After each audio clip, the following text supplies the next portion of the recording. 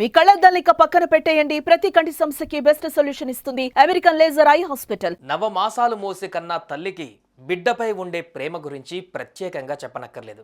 చిన్న దెబ్బ తగిలినా, అంతెందుకు జ్వరం వచ్చినా తట్టుకోలేదు. మాటల్లో చెప్పలేని బిడ్డ బాధను అర్థం చేసుకొని తల్లి కన్నీరు కారుస్తుంది.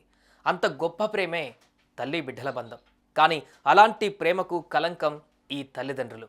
బిడ్డ పుట్టిన 15 రోజులకే అమ్మకానికి కూడా పెట్టేశారు. అందుకు కారణమేంటి?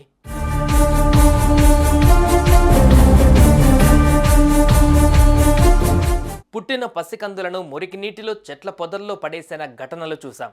ఇలాంటివన్నీ విన్నప్పుడు చూసినప్పుడు చాలా బాధగా అనిపిస్తుంది. ఇలా బిడ్డను పడేయాలనుకున్నప్పుడు ఎందుకు కనడం అనే ఫీలింగ్ వస్తుంది. పిల్లలు పుట్టక ఆసుపత్రుల చుట్టూ తిరుగుతున్న వారిని ఎంతో మందిని చూస్తున్నాం. కానీ ఇలాంటి వారు మాత్రం పుట్టిన బిడ్డలను నిర్దాక్షిణ్యంగా చంపడానికి, అమ్మడానికి కూడా వెనకాడడం లేదు.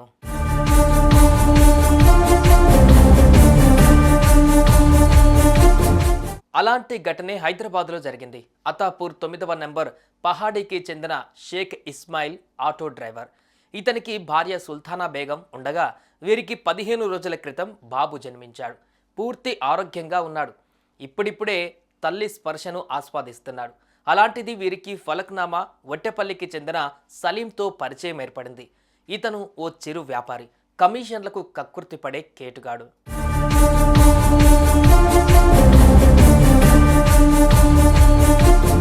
అప్పటికే కష్టాల్లో కూరుకుపోయి అప్పులు చేసిన స్థితిలో ఉన్న ఇస్మాయిల్ సుల్తానా బేగంకు ఓ ఆఫర్ ఇచ్చాడు సలీం. బిడ్డను అమ్మేస్తే 2,50,000 వరకు వస్తుంది.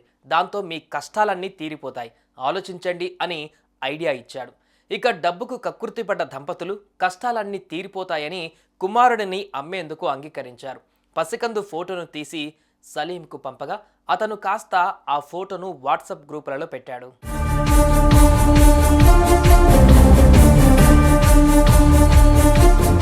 దీంతో ఓ కుటుంబం ఆ బాబును తీసుకునేందుకు నిర్ణయించి డబ్బులు రెడీ చేసుకుని సలీం అలాగే పసికందు తల్లిదండ్రులను కలిసేందుకు చాంద్రయాన గుట్టకు వెళ్లారు. అప్పటికే విషయం తెలిసిన పోలీసులు ఘటనా స్థలానికి చేరుకొని రెడ్ హ్యాండెడ్గా వారిని పట్టుకున్నారు. డబ్బు కోసం పిల్లాడిని అమ్ముతున్నట్లు తెలుసుకున్నారు. అందరినీ అరెస్టు చేసి రిమాండ్కు తరలించారు.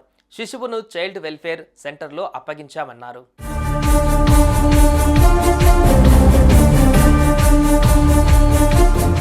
పిల్లలు పుట్టక దేవులను మొక్కుతూ ఆసుపత్రుల చుట్టూ తిరుగుతున్న వారు ఎంతో మంది. కానీ పండంటి పిల్లలు పుట్టినా ఇదిగో ఇలా అమ్మేస్తున్నారు లేదా చంపేస్తున్నారు, ముళ్ళ పొదల్లో పడేస్తున్నారు. ఇలాంటి వారిని కఠినంగా శిక్షించాల్సిందే. పసికందు జీవితంతో ఆడుకునే వారికి బుద్ధి చెప్పాల్సిందే.